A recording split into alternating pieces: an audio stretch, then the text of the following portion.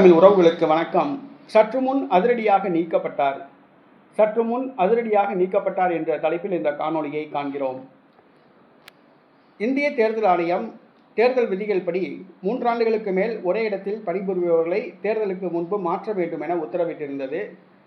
தமிழக உள்துறை செயலாளர் தீரஜ் குமார் திமுகவுக்கு ஆதரவாக செயல்படுவதாக குற்றச்சாட்டுகள் வந்தன. இந்த குற்றச்சாட்டுகள் இந்திய தேர்தல் ஆணையத்துக்கு அனுப்பி வைக்கப்பட்டன. இதன் அடிப்படையில் விசாரித்த இந்திய தேர்தல் ஆணையம் தீரஜ் குமாரை உள்துறை செயலாளர் பதவியிலிருந்து நீக்கியது. அவருக்கு பதிலாக மணிவாசன் என்பவரை நியமித்துள்ளது. சமீபத்தில் தலைமைச் செயலாளர் மாற்றப்பட்டுள்ளார்.